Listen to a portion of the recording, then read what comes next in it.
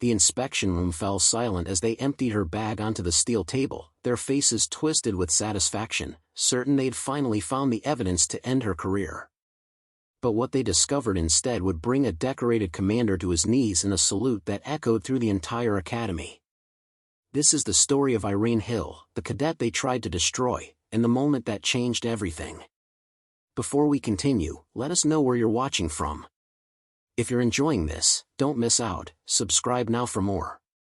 The morning sun cast long shadows across the parade grounds of the Royal European Military Academy as Irene Hill stood at attention, her uniform pressed to perfection, her boots polished until they reflected the cloudless sky above. It was a Thursday in late spring, the kind of day where everything seemed possible, where the air smelled of fresh-cut grass and distant promises. But for Irene, it was just another day of being invisible in a place where she'd spent 3 years trying to be seen. At 22, Irene carried herself with a quiet dignity that others often mistook for aloofness. She was tall and lean, with dark hair she kept tied back in a regulation bun, and eyes that held an intensity most people found uncomfortable to meet for long. Born in a small village in the Alsace region, she'd grown up speaking French and German interchangeably, the daughter of a schoolteacher and a mechanic who'd instilled in her the value of precision and perseverance. The academy had been her dream since childhood, ever since she'd watched a military parade pass through her village and seen the pride in those soldiers' faces. But dreams, she'd learned, had a way of revealing their complications only after you'd committed everything to them. Irene's academic record was impeccable.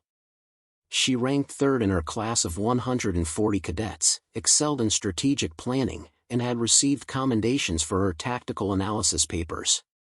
Her instructors noted her exceptional ability to think 3 moves ahead, to see patterns others missed, to solve problems with elegant efficiency. On paper, she was everything the academy claimed to value. In practice, she was everything they seemed determined to overlook. The morning briefing began at 0700, as it did every day. Irene took her usual position in the third row, notebook ready, mind alert. Senior instructor Laurent stood at the front, his weathered face serious as he discussed the upcoming field exercises. These exercises were the culmination of years of training, the final test before cadets received their commissions and entered active service. Team assignments for Operation Sentinel are posted outside the command office, Laurent announced, his voice carrying the weight of decades of military experience. Squad leaders have been selected based on performance, leadership potential, and peer evaluations. Irene's pen hovered over her notepad. She prepared for this moment meticulously. Her leadership scores were among the highest in her class. She'd volunteered for every extra duty, had mentored junior cadets, had studied leadership theory until she could recite principles in her sleep. As Laurent read the names, Irene felt the familiar tightening in her chest. Alpha Squad, led by Cadet Bergeron. Bravo Squad, led by Cadet Wolf. Charlie Squad, led by Cadet Dubois. The names continued, each one a small knife twist in her expectations. When Laurent finished, her name had been called only as a logistics coordinator for supply management. Again. Around her, selected squad leaders exchanged congratulations and handshakes. Bergeron, who'd failed his navigation exam twice before passing. Wolf, who treated tactical planning like a video game. Dubois, whose idea of leadership was shouting louder than everyone else. All of them chosen to lead, while Irene was assigned to count equipment and manage supply requisitions. After the briefing, she approached Lieutenant Marchand, her company officer. He was sitting at his desk, reviewing personnel files, his expression suggesting he knew exactly why she was there. "Lieutenant, permission to speak freely?" Marchand looked up, his face showing the patient weariness of someone who'd had this conversation before. "Go ahead, Hill." "Sir, I'd like to understand the selection criteria for squad leaders. My performance evaluations show." "I'm aware of your evaluations, Hill," Marchand interrupted, not unkindly. "Your technical skills are excellent. Your academic performance is outstanding. Then why am I constantly assigned to support roles while cadets with lower rankings receive leadership positions?" Marchand leaned back in his chair, choosing his words carefully. Leadership isn't just about test scores and technical competence. It's about command presence, about inspiring confidence in those who serve under you. It's about fit. The word hung in the air between them, heavy with implication. Fit, Irene repeated, her voice controlled despite the anger building inside her. The truth is, Hill, you're exceptional at what you do. Your organizational skills are unmatched. You see details others miss. But leadership positions require a certain approach that resonates with the troops. Your style is more suited to planning and analysis than field command. Irene understood what he wasn't saying. She was too quiet, too thoughtful, too different from the loud confidence that the academy associated with leadership. She didn't backslap or banter with the ease of her male peers. She didn't fit the template of what a leader was supposed to look like. I see, sir. Thank you for your time. She left his office with her spine straight and her face composed, but inside, something was cracking. 3 years of proving herself, and she was still being told she wasn't the right fit for opportunities she'd more than earned. That evening, in the quiet of the academy library, Irene sat surrounded by military history texts and leadership manuals. While other cadets celebrated their assignments at the mess hall, she was doing what she always did, preparing for opportunities that might never come. She'd developed a habit of studying not just what was required, but everything that might be relevant. Combat medicine, advanced communications protocols, field engineering, languages beyond her native French and German. Nobody had asked her to learn these things. Nobody knew the extent of her self-directed education. But Irene had learned early that being ready for opportunity was the only way to create it, even if that opportunity seemed perpetually out of reach. As she closed her books and headed back to her quarters, she passed the bulletin board where the Operation Sentinel assignments were posted. Squad leaders' names printed in bold, her own name buried in the logistics section, barely noticeable. She stood there for a long moment, memorizing the layout of teams and assignments, storing information that might prove useful even from her support role. Tomorrow would bring the same routine, excellence that went unrecognized, competence that was taken for granted, and the quiet erosion of a dream that had once seemed so clear and bright. But tonight, Irene would prepare anyway, because that's what she did. She made herself ready for a chance she was beginning to suspect would never come. The pattern had started during Irene's first year at the academy, though she hadn't recognized it as a pattern then. She'd attributed individual incidents to bad luck, poor timing, or her own need to prove herself further. It took months before she understood that what she was experiencing wasn't random at all. During basic training, when cadets were first evaluated for specialized tracks, Irene had scored highest in her platoon on the tactical assessment. The results had been posted publicly, her name at the top of the board. She'd felt a surge of validation, proof that she belonged here, that her capabilities spoke for themselves. The next day, she'd been called to meet with Captain Rousseau, the training coordinator. He'd sat behind his desk, her evaluation in front of him, his expression apologetic in a way that immediately set off alarm bells. Hill, your tactical scores are impressive. Truly exceptional work. Thank you, sir. However, we need to discuss your track assignment. The tactical leadership program has very limited spaces, and we need to consider various factors beyond just test performance. Irene had felt her stomach drop. Sir, I don't understand. The evaluation criteria stated that top performers would be given priority for specialized tracks. Yes, but we also evaluate teamwork, communication style, and overall fit with the program's demands. Your individual performance is strong, but some concerns have been raised about your collaborative approach. What concerns specifically, sir? Rousseau had shuffled papers on his desk, not meeting her eyes. Feedback from group exercises suggests you're more comfortable working independently. The tactical track requires cadets who naturally gravitate toward collective decision-making, who can build immediate rapport with diverse team members.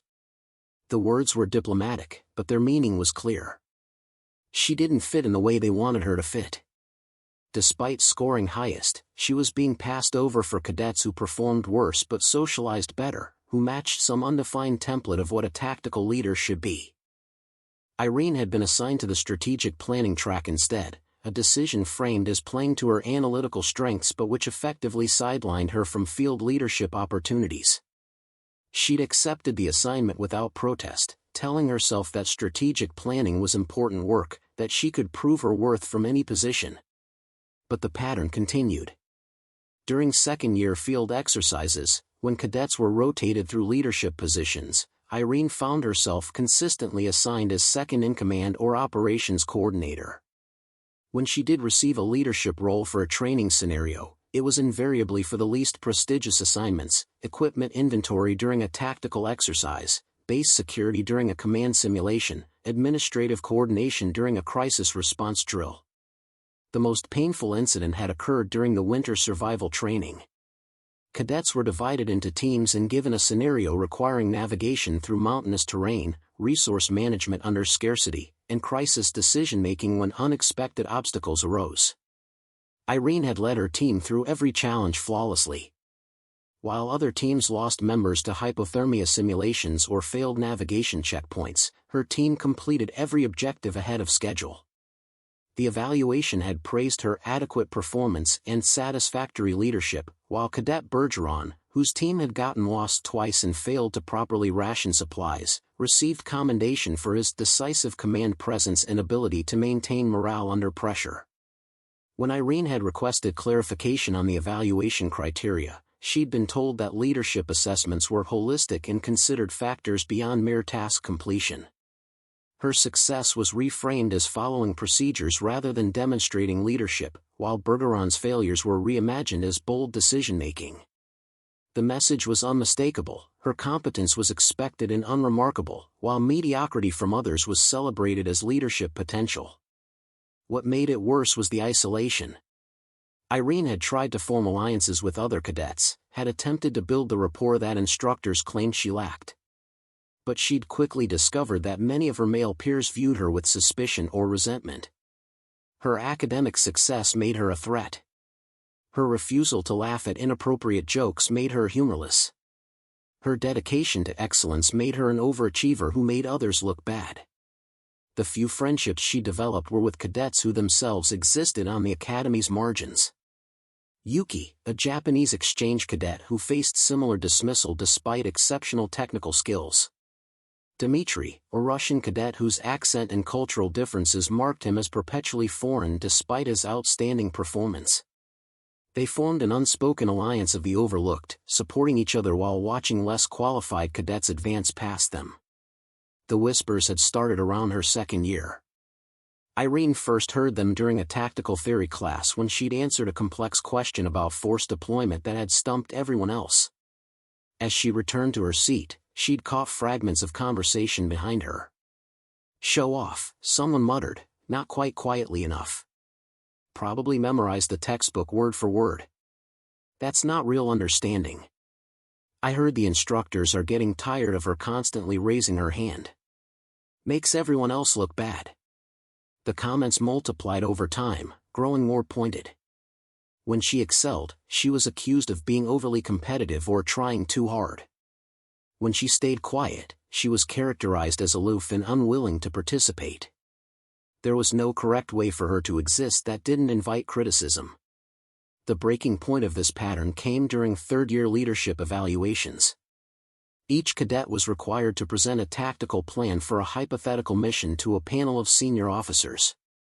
Irene had worked on her presentation for weeks, developing a comprehensive strategy that addressed every contingency, incorporated innovative approaches to traditional problems, and demonstrated the kind of thinking that military leadership claimed to value. Her presentation had been flawless. The senior officers had asked challenging questions, and she'd answered each one with precision and confidence. When she finished, she'd seen something in their expressions that looked like respect, maybe even admiration. Then came the peer evaluations, where cadets assessed each other's leadership potential. The results had been devastating.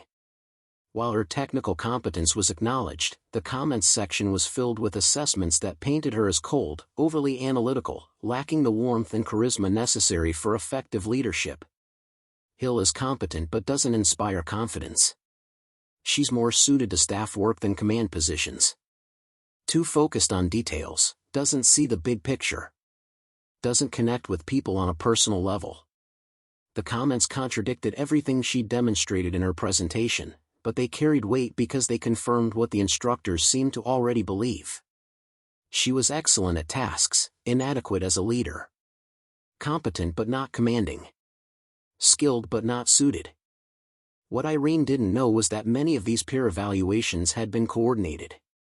A group of cadets, led by Bergeron and including several others who resented her success, had agreed to write similar assessments. They framed it as honest feedback, but their true motivation was simpler. They wanted to ensure she stayed in her place, that her excellence didn't threaten their own advancement. Lieutenant Marchand had called her in to discuss the evaluations, his expression suggesting he was uncomfortable with what he had to say. "Hill, your technical performance remains exceptional, but these peer assessments raise concerns about your interpersonal effectiveness. Sir, with respect, these assessments don't reflect my actual interactions with my peers. I've led study groups, mentored junior cadets, and collaborated successfully on every team assignment. The perception of your peers is itself a form of reality in military leadership. If those who would serve under you don't see you as a leader, that's a problem regardless of your objective capabilities." It was a circular logic that trapped her perfectly. She was denied leadership opportunities because she lacked command presence, but she couldn't develop command presence without leadership opportunities. Her peers didn't see her as a leader because she wasn't given positions of leadership, and she wasn't given positions of leadership because her peers didn't see her as a leader.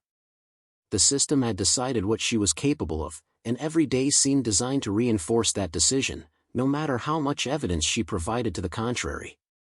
Now, standing in her quarters after another day of being overlooked, Irene stared at her reflection in the small mirror above her desk. She saw someone who'd done everything right and been told it wasn't enough. Someone who'd proven her worth repeatedly and been told she was proving the wrong things. Someone who'd believed that excellence mattered, only to discover that fitting in mattered more. Tomorrow would bring more of the same. More logistics assignments while less qualified cadets led tactical operations. More watching from the sidelines while others received opportunities she'd earned. More wondering if she'd made a terrible mistake choosing this path. But tonight, like every night, she would prepare anyway. She would study, train, and ready herself for chances that might never come. Because that's what she did. That's who she was, even when no one else seemed to see it. We've invested considerable effort in bringing you this story. If you find it engaging, please consider subscribing to our channel. Your support is greatly appreciated. Now, let's return to the narrative. What nobody at the academy knew was that Irene Hill had been preparing for a mission that didn't exist in any official curriculum. Every evening, after her assigned duties ended and while other cadets relaxed in the common areas or caught up on sleep, she disappeared into her own world of self-directed education. Her quarters, small and Spartan like all cadet accommodations, had become a private training ground. Beneath her regulation bunk, hidden in a locked footlocker, she kept materials that went far beyond academy requirements. Advanced combat medicine manuals, field engineering diagrams, psychological operations handbooks, and tactical communications protocols for situations the academy barely mentioned in passing. She'd started this secret education during her first year, after realizing that waiting for opportunities meant being perpetually disappointed. If the academy wouldn't give her the training she needed, she'd acquire it herself. She spent her limited personal funds on specialized books, correspondence courses from military institutions across Europe, and technical manuals that most cadets would find incomprehensibly detailed. The language training had come naturally. Beyond her native French and German, Irene had taught herself functional Arabic, Russian, and Mandarin. She practiced listening to foreign radio broadcasts, translating military communications, understanding the nuances that could mean the difference between accurate intelligence and catastrophic misunderstanding. The academy offered basic language instruction, but her proficiency went far beyond basic. Physical training was another area where she pushed past academy standards. The official fitness regimen was designed to produce adequately conditioned soldiers. Irene trained like she was preparing for special operations. She ran an additional 5 kilometers every morning before dawn, practiced hand-to-hand combat techniques from manuals she'd acquired, and worked on her marksmanship during off hours at the range, paying for extra ammunition from her meager cadet allowance. She'd also developed expertise in areas the academy considered specialized beyond standard officer training. Field medicine was her particular focus. Using online courses and borrowed medical texts, she'd learned trauma care, emergency surgery procedures, and treatment protocols for chemical and biological exposure. She practiced suturing on pieces of leather, memorized drug dosages and contraindications, and studied case files of battlefield medical interventions. Her most elaborate preparation involved detailed study of regional conflicts and geopolitical situations that might require military intervention. While other cadets focused narrowly on European defense scenarios, Irene analyzed conflicts in the Middle East, Eastern Europe, Central Asia, and Africa. She understood tribal dynamics, religious tensions, historical grievances, and political complications that shaped modern warfare. Every night, she updated a personal database of potential crisis scenarios. She mapped terrain, identified key infrastructure, analyzed likely opposition forces, and developed contingency plans for situations she might never face. It was obsessive, perhaps even excessive, but it gave her something the academy couldn't take away: absolute confidence in her own preparedness. Yuki had discovered her secret studying habit one night when returning late from guard duty. She'd found Irene's door slightly ajar, soft light spilling into the corridor, and had glanced inside to see her friend surrounded by maps and manuals, making detailed notes in multiple languages. "You're insane," Yuki had said, not without admiration. "You know that, right?" Irene had looked up, startled, then smiled wearily. "Probably. But if an opportunity ever comes, I'll be ready for it." "What if it never comes?" "Then at least I'll know I did everything I could." Yuki had kept her secret, as had Dmitri when he later discovered the extent of Irene's self-education. They understood her motivation, shared her frustration, even if they couldn't match her intensity. They became her informal study group, pushing each other to learn beyond the curriculum, to prepare for missions that existed only in their imagination. The irony wasn't lost on Irene. She was spending enormous energy preparing for opportunities she wasn't being given, developing skills for positions she wasn't being considered for, becoming exceptionally qualified for roles the academy had already decided she couldn't fill. It was a gamble with increasingly poor odds, an investment that might never yield returns. But she couldn't stop. Because stopping meant accepting the limitations others had placed on her, meant agreeing that she was suited only for the narrow role they'd assigned.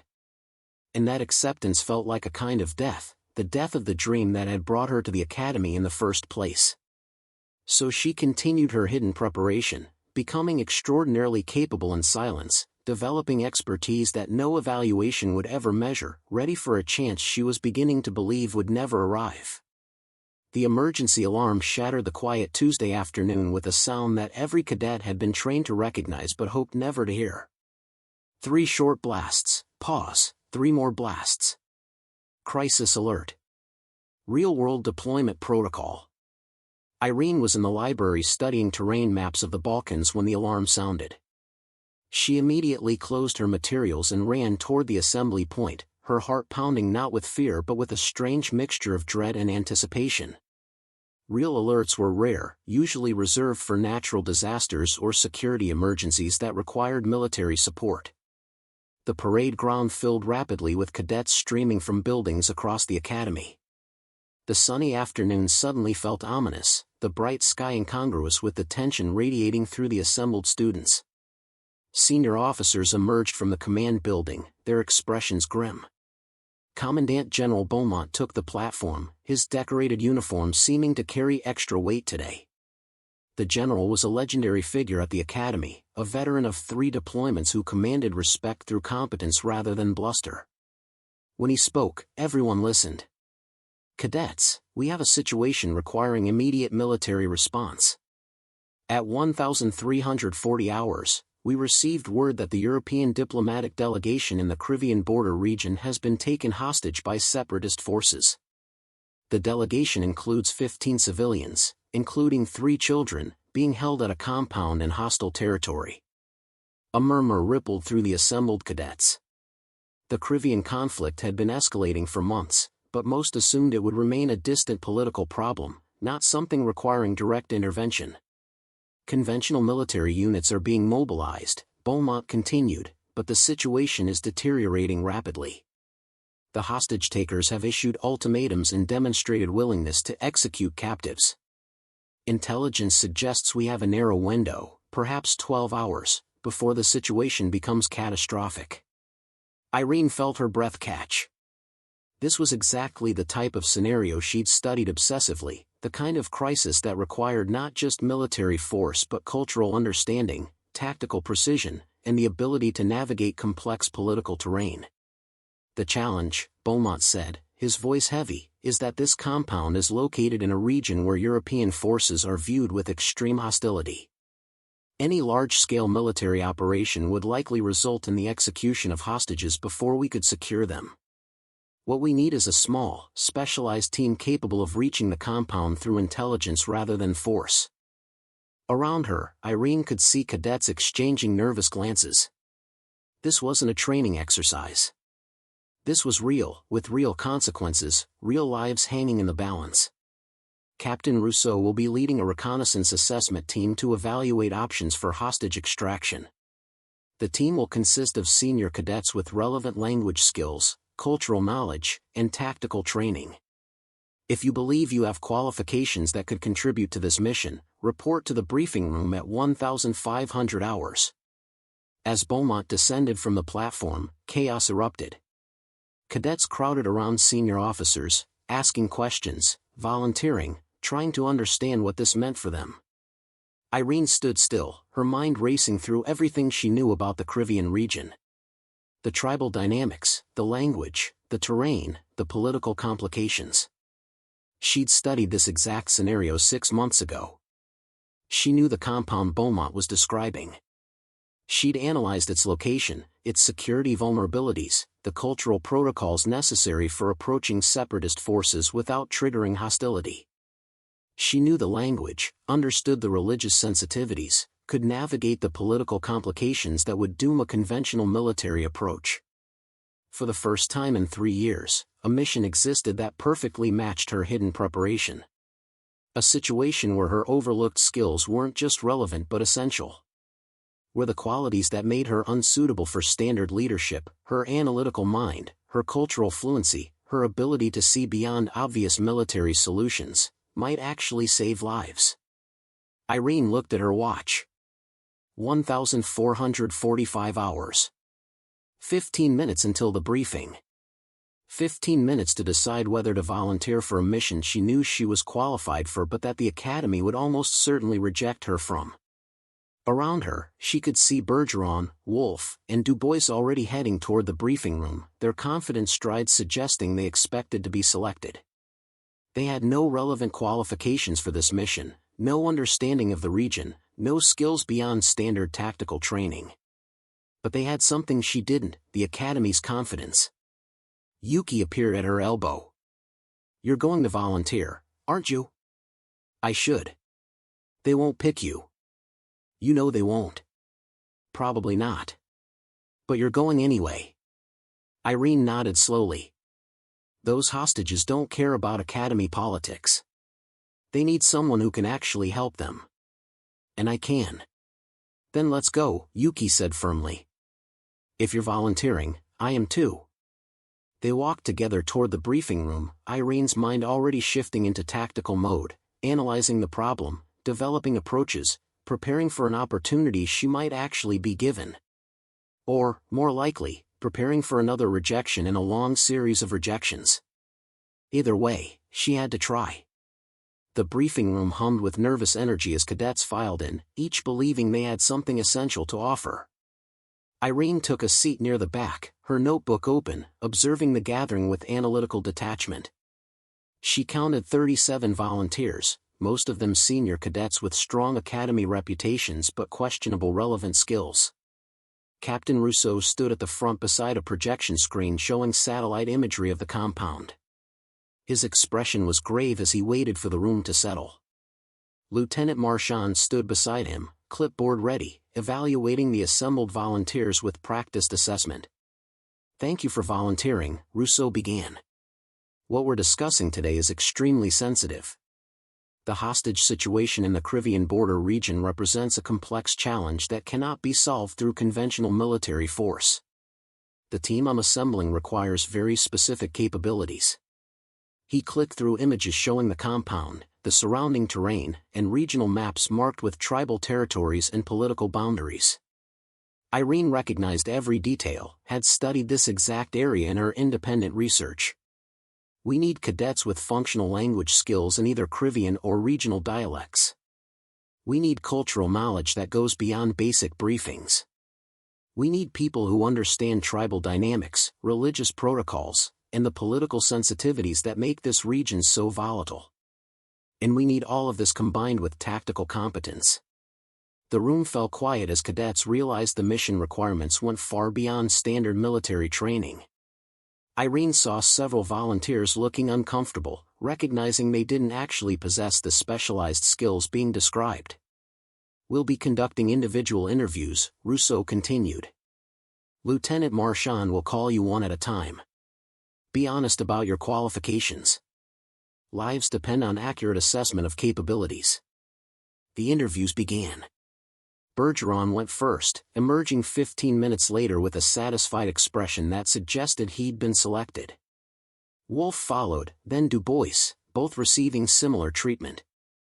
Irene watched the pattern, seeing cadets with strong academy reputations being waved through while others were dismissed after brief conversations. When her name was finally called, she gathered her materials and walked to the front of the room, aware of the skeptical glances from other cadets. Even here, volunteering for a critical mission, she could feel the weight of their doubt. Inside the interview room, Rousseau and Marchand sat behind a table covered with mission documents. They looked up as she entered, their expressions shifting from neutral to something approaching resignation, as if her presence was an obligation to be tolerated rather than a potential asset to be evaluated. "Hill," Rousseau said, consulting his notes. "What qualifications do you believe make you suitable for this mission?" Irene took a breath, knowing this was her only chance. "Sir, I'm fluent in Crimean and familiar with regional dialects. I've studied the tribal dynamics of the border region extensively, including religious protocols and political sensitivities.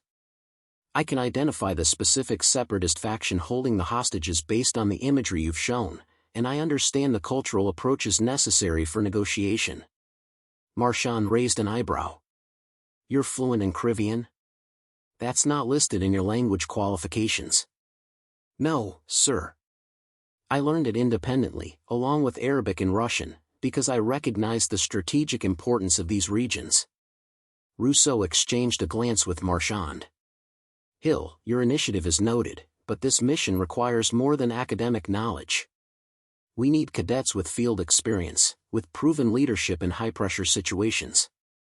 Sir, I understand the compound's location puts it in territory controlled by the Vulcan clan.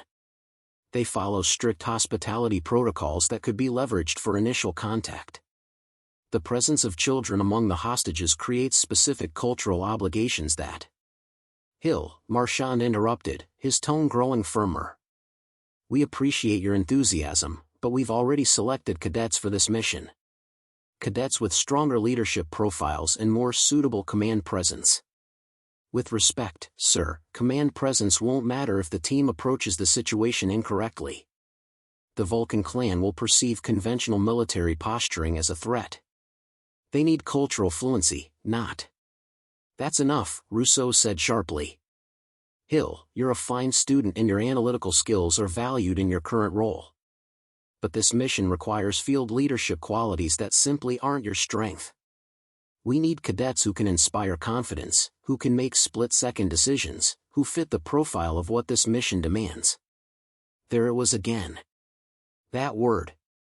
Fit. The catch-all justification for excluding her regardless of actual qualifications. "Sir, I'm the most qualified person in this room for this specific mission. My language skills, cultural knowledge, and understanding of the region exceed anyone else who's volunteered. This isn't about standard leadership profiles. It's about having the right expertise for a unique situation. Marchand's expression hardened. Hill, your assessment of your own qualifications is noted. But military operations aren't conducted by individuals who decide for themselves what they're suited for. We've made our decision. You're dismissed. Irene felt something cold settle in her chest. They were sending cadets into a situation they didn't understand, cadets who lacked the specific skills necessary for success, because those cadets fit the template of what leaders were supposed to look like. Sir, people will die if this mission is handled incorrectly. The Vulcan clan is specific. Dismissed, Cadet Hill. That's an order. She stood slowly, gathering her materials, her jaw tight with suppressed anger and frustration. As she turned to leave, she heard Marchand speaking quietly to Rousseau. She's too intense. Can you imagine her trying to negotiate with hostile forces? She'd probably lecture them about proper protocol. Their quiet laughter followed her out of the room, each chuckle a dismissal of everything she knew, everything she'd prepared for, everything that might actually save those hostages. Irene sat in her quarters as evening shadows lengthened across the academy grounds, staring at the materials spread across her desk. Detailed maps of the Crivian border region. Notes on tribal protocols. Language guides. Cultural analysis. Everything she'd need for a mission she'd just been explicitly forbidden from joining. The official team was assembling in the command building. Bergeron, Wolfe, Du Bois, and 4 others, all selected for their leadership profiles rather than their relevant expertise. She'd watched them file past earlier, their confident expressions suggesting they viewed this as another academy achievement rather than a life-or-death situation requiring specialized knowledge they didn't possess. Through her window, she could see lights burning in the briefing rooms where the team was receiving their final instructions. In 8 hours, they would deploy. In 8 hours, they would attempt to negotiate with forces they didn't understand, using approaches that would likely trigger the very violence they were trying to prevent. Irene pulled up the intelligence briefing that had been circulated to all senior cadets. The situation was deteriorating faster than predicted. The separatist group had executed 1 hostage already, a demonstration of their willingness to follow through on threats. The remaining hostages had perhaps 10 hours before the ultimatum expired. She knew what would happen if the academy team approached this conventionally. The Vulcan clan operated according to strict codes of honor and face-saving. They would interpret military posturing as disrespect, would see tactical positioning as aggression, would respond to standard negotiation tactics with escalating violence. But if someone approached them correctly, acknowledging tribal authority, following proper protocols, demonstrating cultural fluency, there was a path to peaceful resolution. A narrow path that required understanding the academy team didn't have. A knock on her door interrupted her thoughts. Yuki entered without waiting for response, her expression troubled.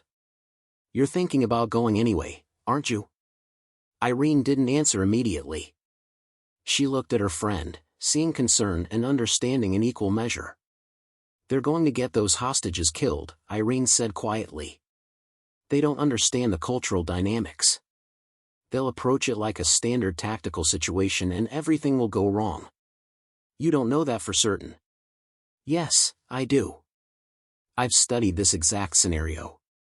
The Vulcan clan has a documented history of violent responses to perceived disrespect. Bergeron will treat them like criminals to be intimidated. Wolfe will try to find a military solution.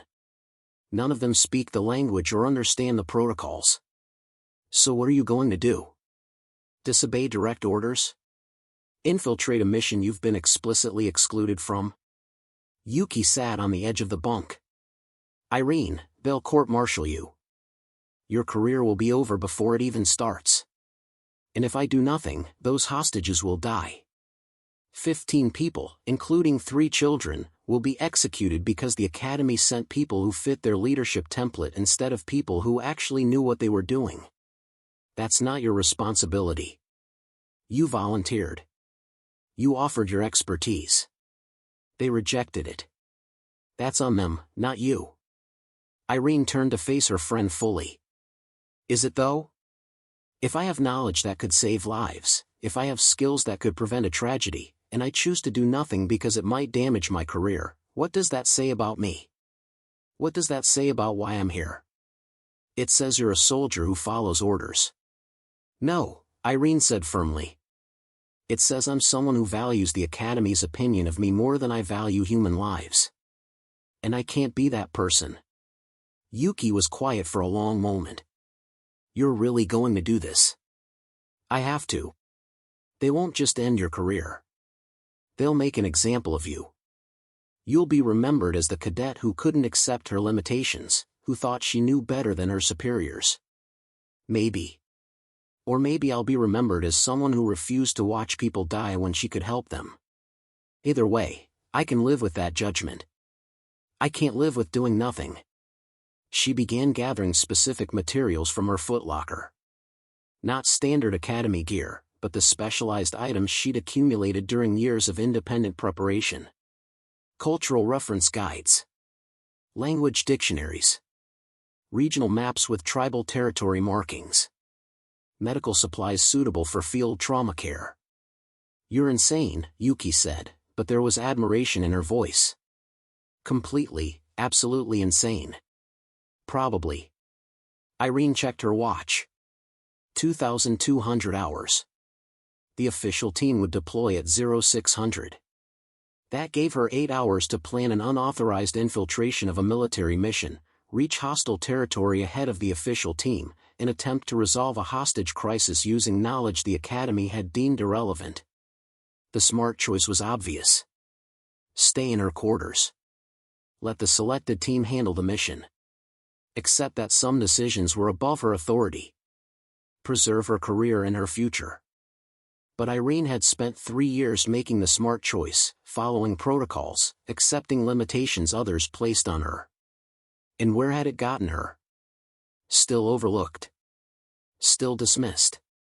Still told she wasn't enough. This time, being enough wasn't about Academy approval. It was about whether she could look at herself in the mirror tomorrow knowing she'd chosen career safety over human lives. The choice wasn't actually difficult at all.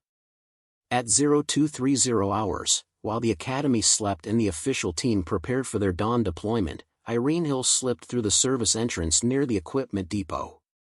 She'd spent the past 4 hours planning every detail of her unauthorized departure, timing her movement to coincide with guard shift changes and security patrol rotations. Her pack contained everything she'd need: cultural reference materials, language guides, emergency medical supplies, and documentation she'd carefully prepared that might grant her access to the region. She'd changed from her Academy uniform into civilian clothing that would allow her to move through the border region without immediately identifying herself as military. The hardest part had been leaving the letter on her desk. Addressed to Commandant Beaumont, it explained her actions, not as justification but as documentation. She outlined her qualifications, detailed her knowledge of the situation, and made clear that she acted alone, without encouragement or support from anyone else. If this went wrong, the consequences would fall on her alone.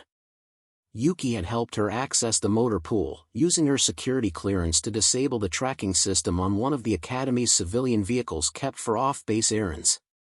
They hadn't spoken much, both understanding that words were inadequate for what Irene was attempting.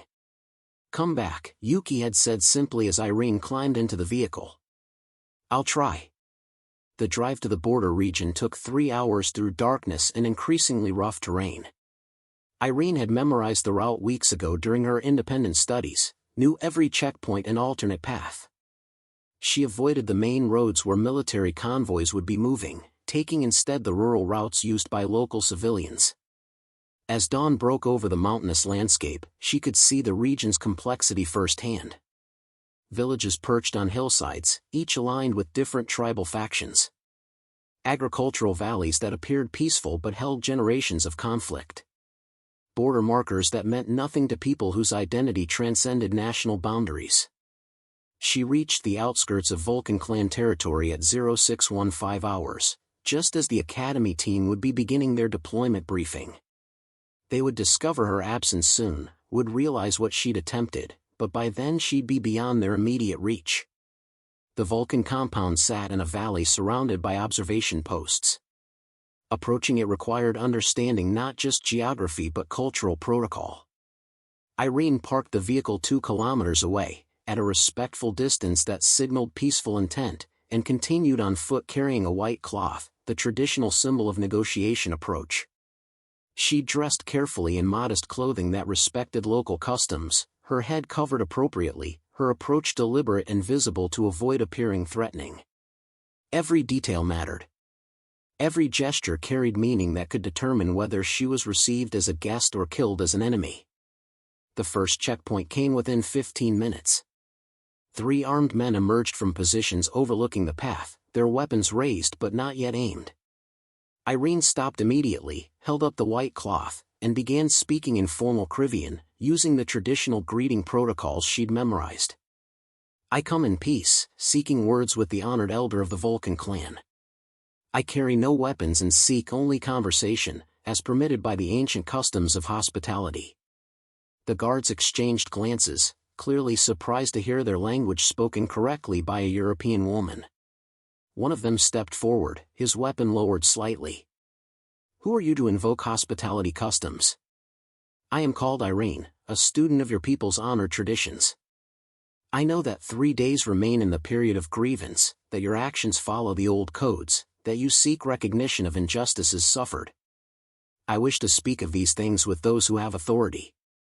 It was a gamble, demonstrating knowledge of their cultural framework, acknowledging the legitimacy of their grievances without endorsing their methods. The guard studied her for a long moment, then spoke into a radio in rapid dialect. Minutes passed. Irene remained still, her posture respectful, allowing them to evaluate her without feeling pressured or threatened. Finally, the guard gestured forward. "You may approach the compound. But understand, student of traditions, that hospitality has limits. Speak wrongly, and even your knowledge will not protect you. I understand and respect the boundaries of what I request." They escorted her down the valley path toward the compound where 15 hostages waited, unaware that their survival now depended on whether a dismissed cadet could succeed where the academy's chosen team would fail. The compound's interior courtyard was exactly as the intelligence imagery had shown, but experiencing it in person carried weight no satellite photo could convey. Armed guards watched from every vantage point. The tension in the air was palpable, the sense of commitment to a course of action that couldn't be easily reversed. Irene was led to a central building where the clan elder, a weathered man named Qasim, sat surrounded by advisors and fighters. The hostages were visible through an open doorway, huddled together in an adjacent room, their faces showing the strain of 3 days in captivity. Qasim studied her with sharp eyes that missed nothing. When he spoke, it was in formal Krivian that tested her comprehension. "You are far from home, student of traditions. What brings a European woman to speak of grievances that are not hers?" Irene bowed respectfully before responding, careful to match his formality. "Honored elder, I come because I understand that your actions follow the old codes.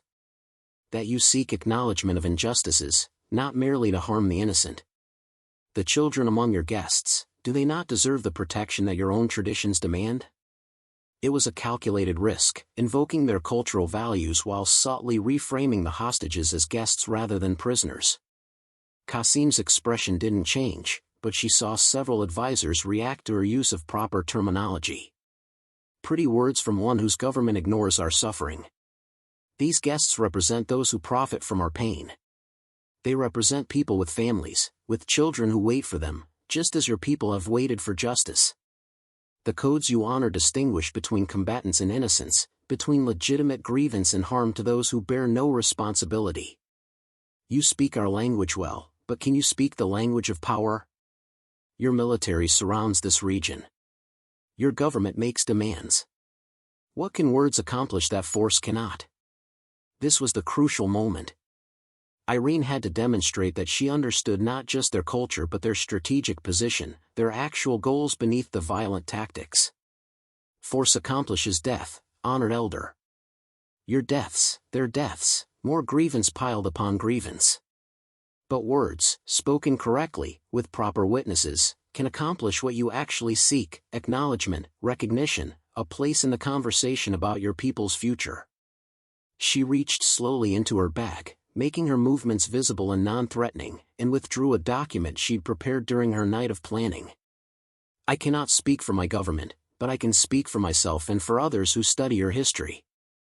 I have written here, in your language and mine, an acknowledgement of the injustices your clan has suffered. It is witnessed and dated. It is not enough, but it is a beginning, a recognition that your grievances are real and must be addressed. Qasim took the document, reading carefully. His advisors crowded closer, discussing in rapid dialect. Irene caught fragments, understood they were debating whether this constituted the formal acknowledgement their honor demanded. This is one person's words, Qasim said finally. Not the official recognition we seek. No, but it is something that didn't exist yesterday. And if the hostages are released safely, if this ends without more death, then this document becomes the beginning of a conversation rather than the footnote to a tragedy. Your cause gains legitimacy. Your grievances gain witnesses who cannot be ignored. Hours passed in tense negotiation. Irene explained European political processes, helped them understand how releasing the hostages from a position of moral authority could advance their cause more than violence. She acknowledged their suffering without condoning their methods, created a path forward that allowed them to claim cultural victory while ending the immediate crisis.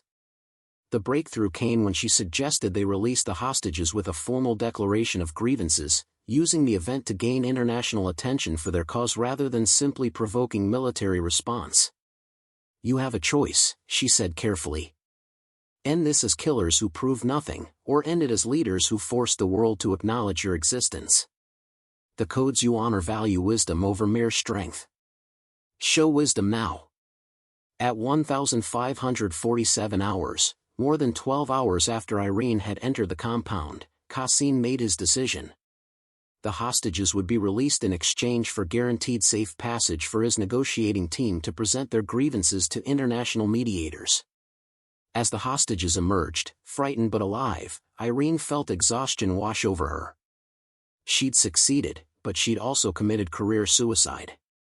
She'd disobeyed direct orders, inserted herself into a military operation without authorization, and taken risks that could have resulted in catastrophic failure. The hostages were loaded into vehicles for transport to safety. Irene stood aside, suddenly uncertain what happened next. She'd planned the infiltration, the negotiation, the resolution.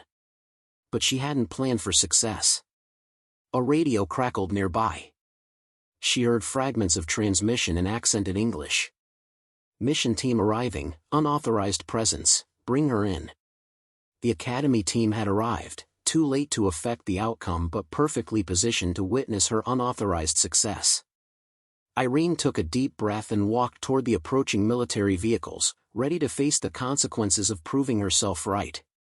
The academy vehicles arrived with tactical precision, dust swirling as they surrounded the compound perimeter.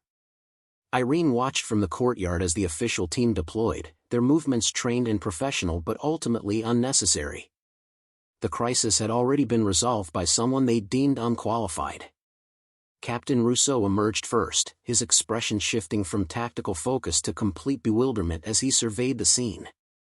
Hostages being peacefully loaded into civilian vehicles. Separatist fighters standing down without confrontation. And in the middle of it all, Cadet Irene Hill, the logistics specialist they'd dismissed 12 hours earlier. Lieutenant Marchand followed, his face darkening as he recognized her. Behind them, Bergeron, Wolf, and the other selected cadets stared in confusion at a situation that had resolved without their participation. Rousseau approached Irene with controlled fury. Hill. What the hell are you doing here? Sir, I'm ensuring the safe release of 15 hostages, per the negotiated agreement with clan elder Qasim. You were ordered to remain at the academy. You were explicitly forbidden from this mission. Yes, sir. And you decided your orders didn't apply to you? That you knew better than your commanding officers? Irene met his gaze steadily. I decided that hostages' lives mattered more than my career, sir. And I was correct. Marchand stepped forward. You were correct? You committed insubordination, inserted yourself into a delicate military operation, and you think being lucky justifies your actions? It wasn't luck, sir. It was preparation, cultural knowledge, and linguistic capability. The exact qualifications I told you were necessary, which were dismissed because I didn't fit your leadership profile. Around them, the hostages were openly staring now, understanding they were witnessing a confrontation between the woman who'd saved them and the officers who'd arrived too late. Several clan members watched as well, including Qasim, who observed the interaction with sharp interest. Rousseau's voice dropped to a dangerous quiet. Hill, you've destroyed your career. You understand that? Court-martial, discharge, possibly criminal charges. Whatever you think you accomplished here is irrelevant compared to the consequences you're facing. The 15 people alive right now might disagree about the irrelevance, sir. Don't be flippant with me, cadet.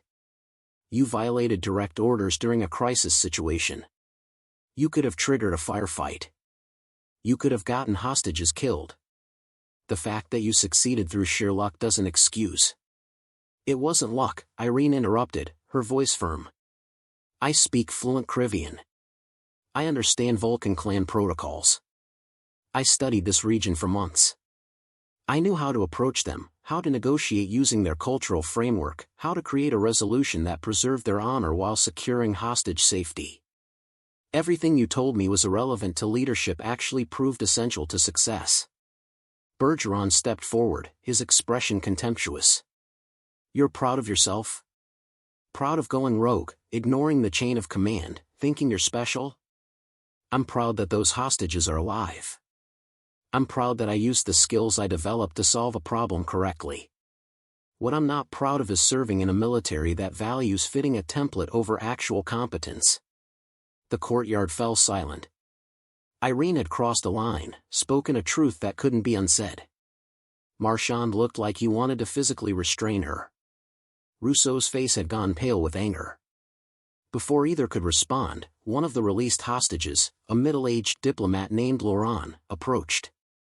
His clothes were dirty, his face haggard from days of captivity, but his voice was clear and firm. Excuse me, but I feel compelled to speak. I'm Deputy Minister Laurent from the European Commission. My colleagues and I have been in custody for 3 days, believing we would be executed when your military forces attempted a rescue. This young woman entered alone, unarmed, and negotiated our freedom using cultural knowledge and diplomatic skill that none of your team demonstrated. Sir, this is an internal military matter, Rousseau began. This is a matter of 15 lives saved by someone your military rejected as unqualified, Laurent continued. Whatever disciplinary issues you believe exist, they pale compared to the fact that she succeeded where your official operation would have failed.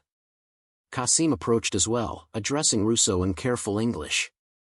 Your student understands what your soldiers do not. She speaks with respect, knows our ways, seeks resolution with honor. You are angry she disobeyed you.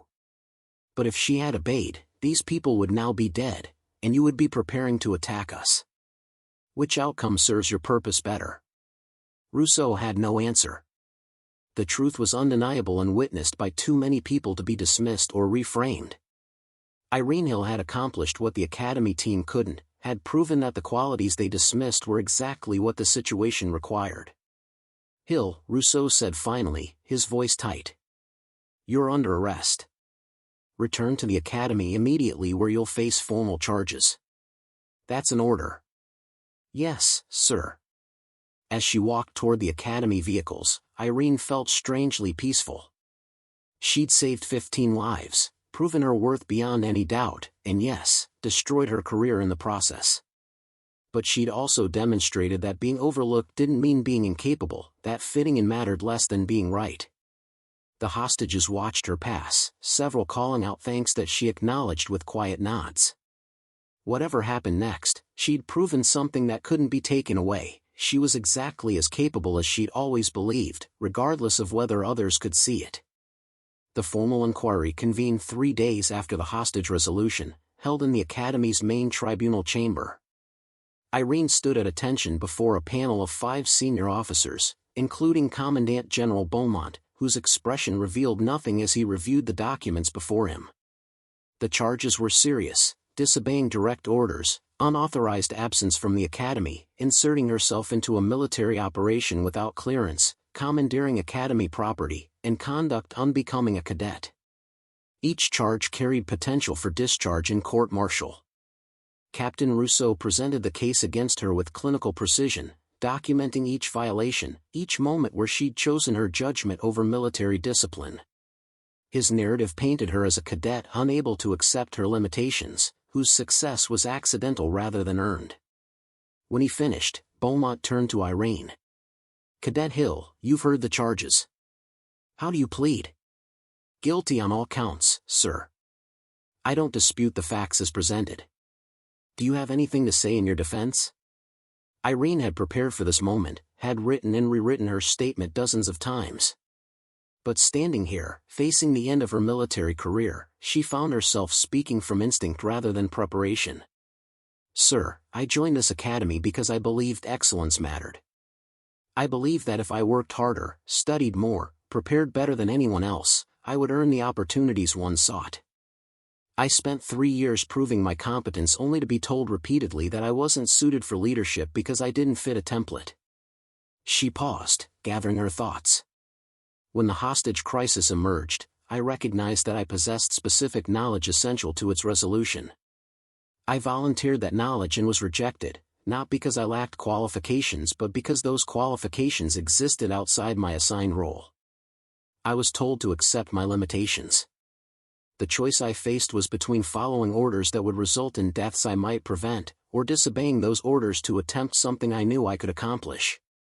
I chose lives over career. I would make the same choice again." Beaumont studied her for a long moment. "Even knowing the consequences?" "Especially knowing the consequences, sir. Because the alternative is serving in a military where following bad orders matters more than saving lives, where fitting in matters more than being right. And I can't respect an institution with those values." The tribunal room fell silent. Irene had essentially condemned herself, acknowledged her actions without requesting mercy, and criticized the system judging her. It was professional suicide delivered with absolute conviction. "You believe your superior's orders were wrong," Beaumont said carefully. "I believe my superiors made decisions based on incomplete understanding and institutional bias. They selected cadets who fit leadership templates rather than cadets with relevant expertise. The result would have been catastrophic if I hadn't intervened." Rousseau started to object, but Beaumont raised a hand for silence. "The tribunal will now deliberate. Cadet Hill, you're dismissed to the corridor." Irene waited outside for 2 hours, her fate being decided behind closed doors. She felt calm, almost detached. Whatever came next, she'd proven something to herself that no tribunal could take away. When she was recalled, the 5 officers had arranged themselves formally. Beaumont stood to deliver the verdict. "Cadet Hill, this tribunal has considered your actions in your defense. We find you guilty of all charges as you've acknowledged. Your actions represented serious breaches of military discipline that cannot be overlooked." Here it comes, Irene thought. Discharge, possibly criminal charges, the end of everything she'd worked toward. "However," Beaumont continued, "we also recognize that your actions saved 15 lives, resolved the crisis peacefully, and demonstrated capabilities this institution failed to properly recognize or utilize. The question before us is whether you represent a disciplinary problem or whether we represent an institutional failure." He paused, his expression thoughtful. "After extensive deliberation, we've concluded the answer is both. You cannot be permitted to simply disregard orders when you disagree with them. But we cannot ignore that you were systematically overlooked despite possessing exactly the qualities our military claims to value. Therefore, the tribunal's judgment is as follows: you will be suspended from the academy for 6 months. During that time, you will serve as a liaison officer with the European Diplomatic Corps, applying your cultural and linguistic expertise to conflict resolution. This is not a reward, it is a test. You will prove whether your success was singular or whether you possess sustained capability." Irene felt her breath catch, unable to process what she was hearing. If you complete this assignment successfully, you will return to the academy not as a logistics cadet but as a candidate for the Cultural Intelligence Officer Program, a newly created track that recognizes skills we've previously underutilized. Your commission will reflect expertise we failed to acknowledge. Beaumont's expression softened slightly. Hill, you were right. But you are also insubordinate. Learn to channel your capabilities through proper channels, and you'll accomplish far more than you could alone. Dismissed. 6 months passed like a transformation measured not in time but in fundamental shifts of identity and purpose. Irene Hill returned to the Royal European Military Academy on a crisp autumn morning, the leaves turning gold across the parade grounds where she'd once stood invisible and overlooked. Everything had changed, yet the physical space remained identical. The buildings stood as they always had, solid and imposing. The routines continued, cadets marching and training with the same rhythms she remembered. But the person walking through those gates was different from the one who'd left in disgrace and vindication all at once. Her 6 months with the European Diplomatic Corps had been intense beyond anything the Academy had prepared her for. She'd served in 3 different conflict zones, applying her cultural knowledge and linguistic skills to negotiations that most people only read about in classified briefings. She'd mediated tribal disputes in North Africa, facilitated peace talks between separatist groups in Eastern Europe, and prevented what could have become a humanitarian disaster in Central Asia. Each assignment had tested not just her knowledge but her ability to work within systems while maintaining the independent thinking that made her effective. She'd learned to channel her capabilities through proper channels, as Beaumont had instructed, without sacrificing the qualities that made those capabilities valuable. The Academy greeted her return with a mixture of respect and uncertainty. She was no longer simply Cadet Hill, the overlooked logistics specialist. She was now Officer Candidate Hill, Cultural Intelligence Track, with field experience that exceeded most instructors and a reputation that preceded her through every corridor. Yuki was waiting when she arrived at her new quarters, larger and better located than her previous cadet housing. They embraced, months of separation dissolving into immediate understanding. "You look different," Yuki said, studying her friend's face. "More settled, somehow. I feel different. Like I finally understand what I'm supposed to be doing instead of constantly fighting to prove I deserve to exist here."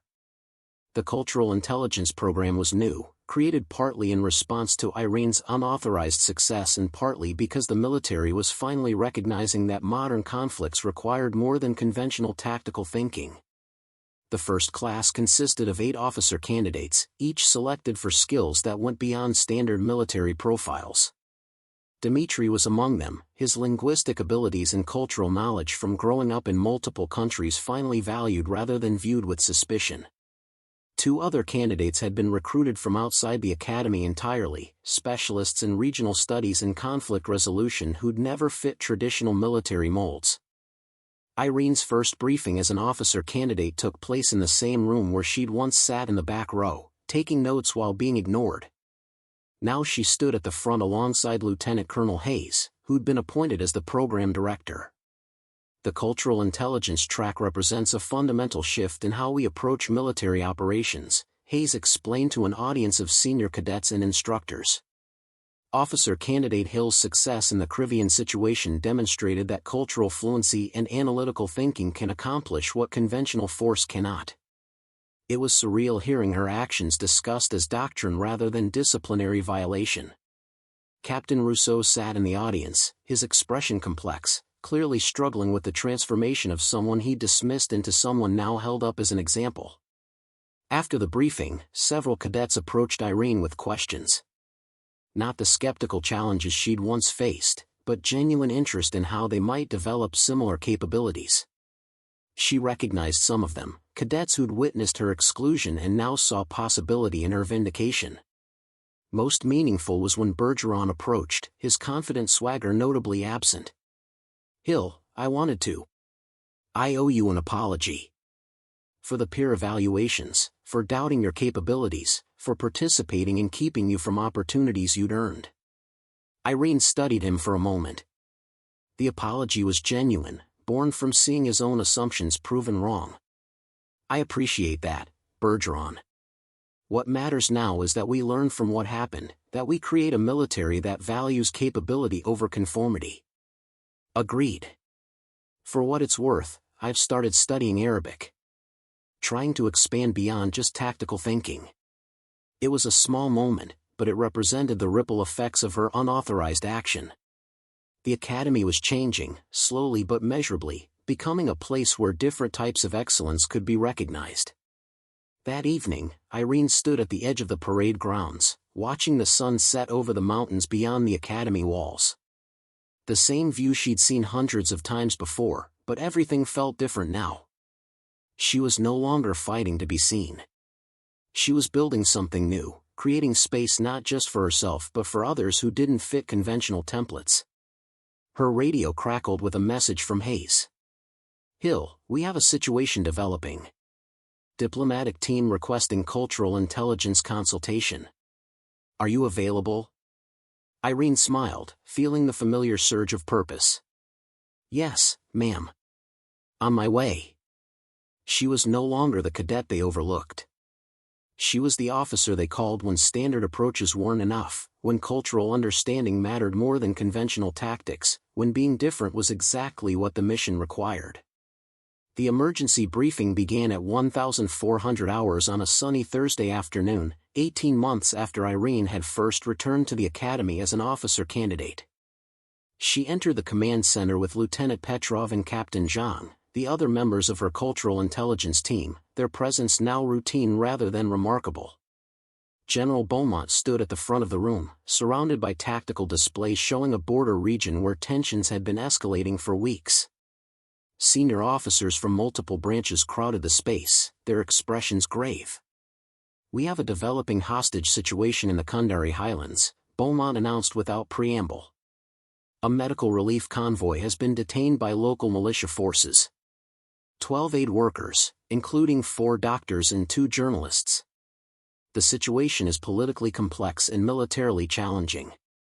Irene studied the displays, her mind immediately cataloging relevant information. Kundari tribal structures, regional dialect variations, recent political developments that might motivate the militia's actions. It was exactly the kind of crisis she'd spent years preparing for. Intelligence suggests we have approximately 36 hours before the situation deteriorates beyond peaceful resolution, Beaumont continued. The terrain makes conventional military approach extremely difficult, and the political sensitivities require careful navigation. He turned to Irene directly. Lieutenant Hill, your assessment? The room fell silent, dozens of officers waiting for her analysis. 18 months ago, this moment would have been impossible. Now it was expected, her expertise valued and central to operational planning. Sir, the Kundari militia operates according to traditional council structures. Their detention of the convoy likely represents a political statement rather than criminal intent. They're seeking acknowledgement of grievances related to resource distribution. Approaching them militarily would be interpreted as colonial aggression and trigger violence. She moved to the tactical display, highlighting specific areas. However, there's a protocol for third-party mediation embedded in their cultural traditions. If we approach through proper channels, acknowledging their authority within their territory, we create space for negotiation. Recommendations? Beaumont asked. Small team, maximum 3 people. Cultural liaison who speaks the regional dialects, medical officer who can address their healthcare grievances substantively, and tactical support who understands defensive protocols without appearing aggressive. We enter openly, request formal audience with the council, and facilitate a resolution that addresses their underlying concerns. Major Williams, the tactical operations commander, leaned forward. Lieutenant, this sounds very similar to the Krivian situation. Are you suggesting another unauthorized solo intervention? The question carried challenge, testing whether Irene had truly learned to work within military structures. No, sir. I'm suggesting a properly authorized mission with clear command structure and coordinated support. The difference is that now we have institutional support for this approach rather than having to circumvent it. Beaumont nodded. Agreed. Lieutenant Hill, you'll lead the cultural intelligence component. Major Williams, you'll provide tactical oversight and extraction planning. Captain Rousseau, you'll coordinate with Diplomatic Corps. We execute in 6 hours. As the briefing concluded and officers dispersed to their assignments, Rousseau approached Irene. Their relationship had evolved over 18 months from antagonism to mutual respect, though traces of their history remained. Hill, you've come a long way from the cadet who ignored my orders. And you've come a long way from the captain who couldn't see past leadership templates, sir. Rousseau smiled slightly. Touché. For what it's worth, the Academy is better for having been forced to change. You made us reconsider assumptions we didn't even know we were making. The mission deployed on schedule, Irene's team working seamlessly with tactical and diplomatic elements. The negotiation in the Kundari Highlands followed the pattern she'd predicted, cultural knowledge opening doors that force would have sealed shut. Within 24 hours, the aid workers were safely released, and a framework for ongoing dialogue had been established. Upon return, Irene filed her mission report with the same attention to detail she'd always brought to her work. But now those details were read by people who understood their value, incorporated into doctrine that would guide future operations. That evening, as she walked across the parade grounds toward her quarters, she noticed a group of first-year cadets conducting evening drills. Among them was a young woman who reminded Irene of herself years ago, intense and focused, working twice as hard as everyone else. Irene paused, watching the cadet execute a drill with precision that went unnoticed by the supervising instructor. She made a mental note to learn the cadet's name, to mentor her, to ensure she didn't spend years being overlooked simply because she didn't fit expected templates. The Academy had changed, but change required constant reinforcement, constant advocacy for those whose excellence didn't conform to conventional expectations. Irene understood now that her role wasn't just to succeed personally but to create pathways for others who would face the same challenges she'd overcome. Her phone buzzed with a message from Yuki. Celebration dinner tonight? Heard your mission was textbook perfect. Irene smiled, typing her response as she walked. Perfect is overrated. But successful works for me. She looked up at the Academy buildings, their windows glowing in the fading light. This place had tried to define her limitations, had told her she wasn't suited for the role she'd proven she could excel in. But she'd refused to accept those limitations, had risked everything to prove that different didn't mean deficient. Now, walking these grounds as an officer rather than an overlooked cadet, Irene understood that her greatest accomplishment wasn't any single mission. It was demonstrating that excellence came in forms the military hadn't been prepared to recognize, and forcing an institution to expand its definition of what leadership could look like. Tomorrow would bring new challenges, new cadets to mentor, new situations requiring the cultural intelligence and independent thinking she'd fought so hard to have valued. But tonight, she could walk these grounds knowing she'd transformed from the person they overlooked into the person they called when conventional wisdom wasn't enough. And that transformation, hard-won and undeniable, was worth every risk she'd taken to achieve it. Up next, you've got 2 more standout stories right on your screen. If this one hit the mark, you won't want to pass these up. Just click and check them out. And don't forget to subscribe and turn on the notification bell so you don't miss any upload from us.